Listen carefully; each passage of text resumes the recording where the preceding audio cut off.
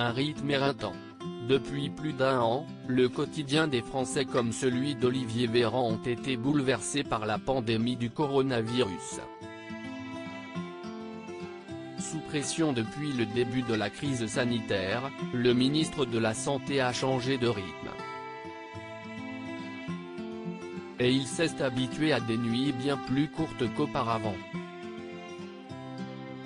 Les nuits où je dors très peu et me dis « Oh, là, une petite voix me répond, t'inquiète pas, tu sais gérer », confie-t-il dans les colonnes du magazine Elle, qui consacre un large dossier au sommeil. Mais contrairement à Emmanuel Macron, qui a l'habitude de très peu dormir, Olivier Véran doit apprendre à suivre cette nouvelle cadence. On peut survivre en dormant peu, mais je fais quand même gaffe parce que les capacités cognitives sont liées à la récupération pendant la nuit. Si vraiment on se prive de sommeil, on est moins performant et alerte, explique le ministre de la Santé dans les colonnes de nos confrères. Particulièrement mobilisé au sommet de l'État pour gérer la crise sanitaire, et les nouvelles restrictions en ce moment, Olivier Véran essaye de ne pas tirer sur la corde. Car il le sait, son rôle est plus que jamais fondamental. Je fais très attention à cela. Il faut que je puisse réfléchir et prendre les bonnes décisions dans la journée, analyse le ministre auprès du magazine Elle. Et pour tenir le rythme, le compagnon de la députée Coralie Dubost a quelques astuces. D'abord du café et beaucoup de Coca Zéro, mais aussi une micro-sieste qui lui permet de se rebooster.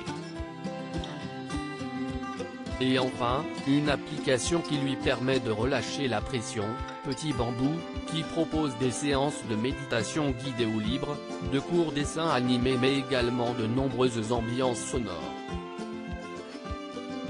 Des habitudes salvatrices pour le ministre de la Santé en pleine épidémie. Olivier Véran, il n'y a pas de week-end, même pas de petite pause, j'habite presque dans mon bureau, confiait-il sur le plateau de cet avou. J'habite au même étage, je fais à peu près 40 pas pour passer de mon studio à mon bureau.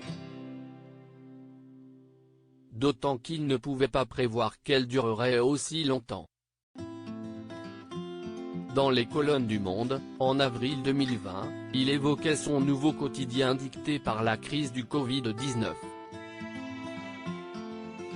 Il n'y a pas de week-end, même pas de petite pause, tout va très vite, confiait-il. Le ministre assurait alors ne pas ressentir les stigmates de la fatigue, l'adrénaline est très forte et le sens du devoir, plus fort que tout le reste. Mais un an plus tard, les courtes nuits sont devenues banales. Et elles ne sont pas près de se rallonger.